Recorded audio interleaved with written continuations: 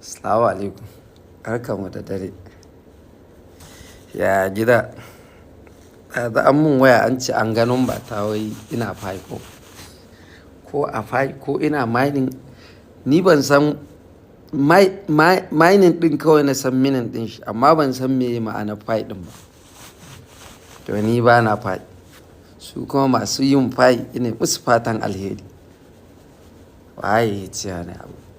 Ni yanzu abu biyun nan ina jira in gansu ne da wurwuri in Allah ya amince sun wuce amma daina magana su. Wannan zaben da ake ciki hayaniyar siyasa na ina so in ga yau har an gama zaɓe an rantsar da shugabanni. Na biyun abin da nake jira fashewar fai ko fashewar 'yan fai dole ɗaya za ta faru. Ko fai ya fashe ko 'yan fai su fashe. Ka zo kallon ka ce wai ka ganin ba ta ni nan da gani ko yadda application ɗin fai yake wallahi ni ban taɓa gani in gaya yake shiga ban sani ba.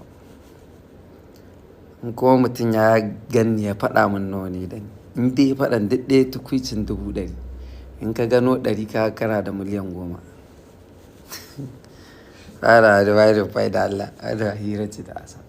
Mu ba wai kushe fai ɗin nan ne ba hira fa ne muku na ba ku labari. Kawai kuma ba ca a kai a'a mu abinda muke magani mutanenmu sun daɗe fa suna ta abin nan wannan harkar coins har yanzu still a dake suke wuta suke karɓa. To abin yana jawo mutane zaman banza ne kawai mutum ya zauna shi bai je ya sana'a ba bai ba ciwon ido ta kama shi kullum idansa yana kan waya na duba kullum muna yi muku fatan alheri ba ni ba na mining ɗin fai.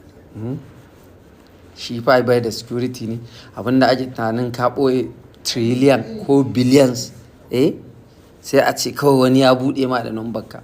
Yanzu wani zai ɗau BPN ne ko BBN ne wannan code ɗin da ake buɗe a VBN ne ko na baba sai je ɗauka ya je buɗe ma account a ba wannan magana. Fai Allah ya raba mu da fashewa 'yan fai. Allah ya sa fai ɗin ne ya fashe. Ni ina so ya fashe in ya fashe dai kowa ya sani in zai sai kaya na ya zo min da uwar kuɗi ni ba na son wani fai. In fai ya zama miliyan 300 nan to a zo min da kuɗi in za a sai kaya na ka canjar da fai ɗin ka kawo uwar kuɗi. Ba na son wani gaibu.